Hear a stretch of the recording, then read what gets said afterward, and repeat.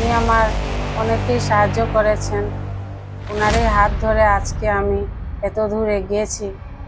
গৌতম রায়ের মতো যদি একজন মন্ত্রী এসে হেরে গেছেন এই কাঠিগড়াতে, একমাত্র স্থানীয় মানুষ আমাদের এমএলএ পায়নি বলে, যদি নিত্যগোপাল দাস টিকিট নাও পায়, আমরা সবাই মোর্চা থেকে একটা লিখিতভাবে কমপ্লেন দিব।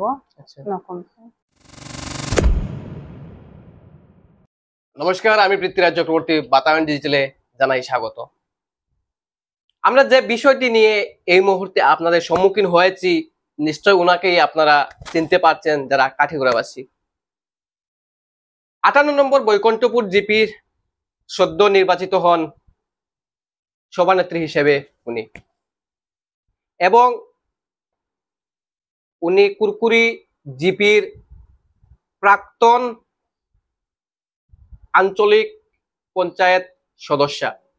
তারপরও কালাইন মন্ডলের মহিলা মোর্চার সভানেত্রী ভারতীয় জনতা পার্টির শ্রীমতী মীরা কুর্মী মহাশয়া।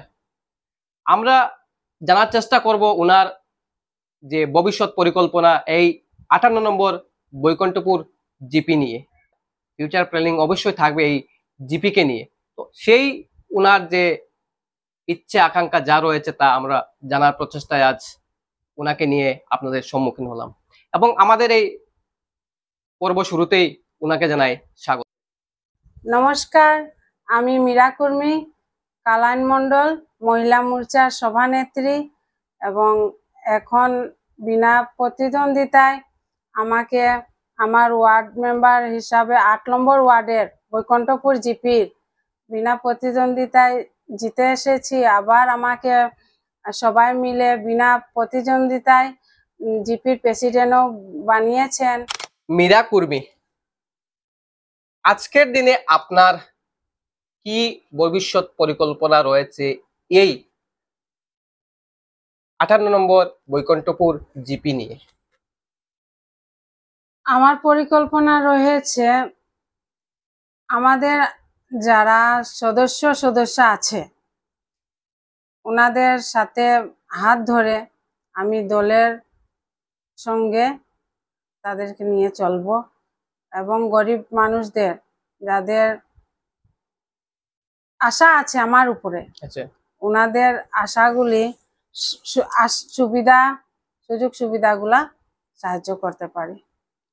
তো আজকের দিনে আপনার যে জিপি, এই জিপিতে নতুন জিপি 58 নম্বর বৈকুণ্ঠপুর জিপি নতুন, এবং আপনিও এই যে জিপির নতুন সভানেত্রী।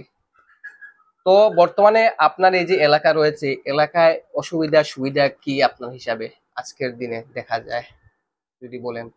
জলের অসুবিধা একটু আছে। আচ্ছা, আমাদের বৈকুণ্ঠপুর জিপিতে এগুলা আমি জিপি প্রেসিডেন্ট হয়ে বলছি যে সবের সাহায্যে, আমার দলের সাহায্যে আমি এগুলা ঠিক করে নিব।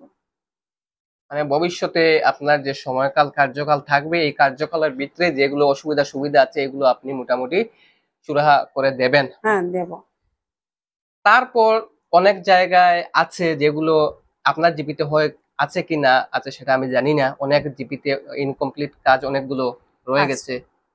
তো এই ধরনের কোনো কিছু আপনার এলাকায় আছে কিনা? আমার এলাকাতে এইরকম কোনো কাজ নেই। কতগুলি খালি অরুণোদয় আছে শুধু, আর রেশন কার্ড, এগুলোতে এখন প্রসেস চলছে, ঠিক হয়ে যাবে এগুলা। আপনি তারপরও আপনি কালাইন মন্ডলের মহিলা মোর্চার সভানেত্রী ভারতীয় জনতা পার্টির। তো একজন সভানেত্রী হয়ে আপনার কি দায়িত্ব থাকছে বা আপনাদের কি কাজ থাকে? আমি আগেও বিগত দিনে 9 জিপি নিয়ে চলেছি। আচ্ছা, মানুষের সুযোগ যেগুলা সুবিধা অসুবিধা এগুলা দেখেছি বলেই তো আমাকে দল আজকে বিনা প্রতিযোগিতায় দিকে এনেছে, এতটুক এগিয়েছি। ওই সাহায্যই করব যেগুলো আমাকে দল উদ্দেশ্য দিবে, বিজেপি দল। আচ্ছা, এইটাই করব, সংগঠন নিয়ে চলবো। মানে আজকের দিনে আপনি একজন সভানেত্রী হয়েছেন, তো এই যে কৃতজ্ঞতা আপনি কাকে দিবেন? নিশ্চয় মানে কৃতজ্ঞতা যদি বলা যায় কাকে সাহায্য সহযোগিতা যারা। সাহায্য সহযোগিতায় আমাদের কালাইন মণ্ডলের সভাপতি শ্রী নিত্যগোপাল দাস মহাশয় দাদাকে, উনি আমার অনেকেই সাহায্য করেছেন। ওনারই হাত ধরে আজকে আমি এত দূর এগিয়েছি। নিত্যদাকে বলছি আমার হৃদয় থেকে অনেক অনেক ধন্যবাদ। আচ্ছা, তো মোটামুটি 58 নম্বর বৈকুণ্ঠপুর জিপি ভবিষ্যতে মানুষ কিভাবে দেখবে, কি পর্যায়ে যেতে পারে, বা আজকের দিনে রাস্তাঘাট হোক এই সেই নানান অসুবিধা আপনি আগেও বলেছেন, মোটামুটি টোটালি কি পর্যায়ে আগামীতে আমরা এই জিপিকে দেখতে পাবো বলে আশাবাদী থাকতে পারি এই এলাকার জনসাধারণ যারা 58 নম্বর বৈকুণ্ঠপুর জিপির? আমার বৈকুণ্ঠপুর জিপিতে এখন যেগুলি কাজ আনকমপ্লিট হয়ে রয়েছে, আমি আপ্রাণ চেষ্টা করব আমার এই রাস্তাঘাট এনে দেওয়ার, মেম্বারদেরকে দেওয়ার, ওনাদেরও সুযোগ করে দিব গাঁয়ের কাজকর্ম করার। আবার যেগুলি কাজ আনকমপ্লিট, তো এইভাবে এরকম কোনো কাজ নেই। যদি ভবিষ্যতে পাই কি যদি দেখা দেই আমি করব। আপনার নিজস্ব উদ্যোগ নিয়ে একজন সভানেত্রী হিসাবে আপনি কি কি করবেন, কোনো নির্দিষ্ট কোনো কিছু করার আছে কি না এই 58 নম্বর জিপিতে? যেটা আগের ছিল তো ছিল, ইনকমপ্লিট, এটা তো হবেই, তারপরও আপনার নিজস্ব উদ্যোগে কি করবেন, কোনো কিছু করার এমন? দলের দিক থেকে যে আমি কাজ পাবো আমার বৈকুণ্ঠপুর জিপির জন্য, এই কাজটি করব ভবিষ্যতের জন্য। আর এরকম তো আমার কোনো নিজস্ব কোনো মানে মনোভাবনা নাই। যা করব জনসাধারণের জন্যই করব। আমার মেম্বার 10টা মেম্বার আছে, আমাকে নিয়ে 10 জন। এই 10 জন মেম্বারকে 5 বছর একসাথেই দলের হাত ধরে নিয়ে যায়।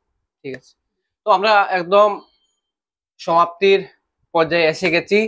আর লাস্ট যেটা আপনার কাছে আমাদের প্রশ্ন থাকবে, 2026-এর বিধানসভা নির্বাচন সম্মুখীন এবং রাজনীতির ময়দানে দেখা যাচ্ছে হেলদোল শুরু হয়ে গেছে, এবং কাঠিগোড়া বিধানসভা থেকে অনেক দাবিদার আছেন এমএলএ টিকিট নিয়ে। এই হিসাবে আপনি কাকে দেখতে চান সম্ভাব্য প্রার্থী হিসাবে?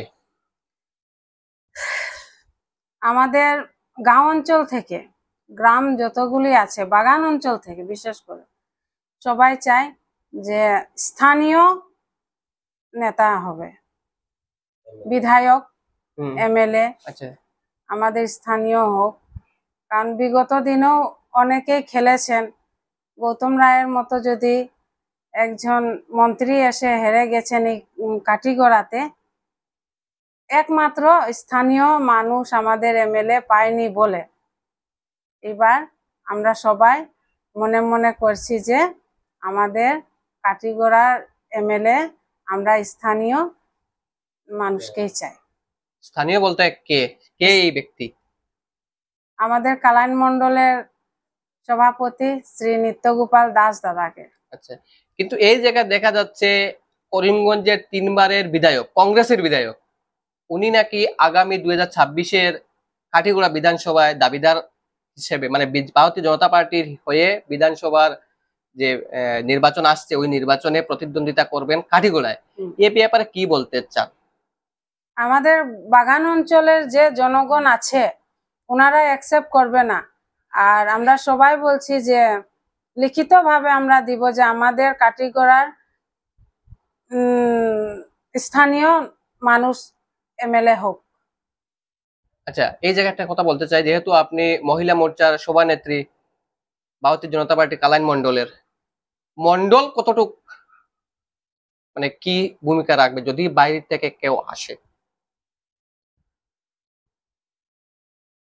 আমরা যে মন্ডলের সভাপতি বর্তমানে যিনি আছেন, আচ্ছা, নিত্যগোপাল দাস, আচ্ছা, ওনারই শাখা আমরা মোর্চাগুলা। আচ্ছা, যদি নিত্যগোপাল দাস টিকিট নাও পায়, আমরা সবাই মোর্চা থেকে একটা লিখিত ভাবে কমপ্লেন দিব আচ্ছা নতুন। আবার বাগানের আমাদের এতত অঞ্চলে অনেকগুলি বাগান রয়েছে, বাগান থেকেও আমরা সবাই ছেলে হোক মেয়ে হোক পাঁচজন বের করে আর লিখিতভাবে আবেদন আমাদের মন্ত্রীর কাছে দিব। মন্ত্রী বলতে যিনি আছেন আমাদের হিমন্ত বিশ্ব শর্মা সিএম, ওনার কাছে মানে যদি কাঠিগোড়া আমাদের দাবি জানাবো আচ্ছা যে আমরা আমাদের বাগান এলাকার এই কাটিগড়াতেই স্থানীয় মানুষের এমএলএ দরকার, যিনি গরিব দুঃখীকে দেখবেন।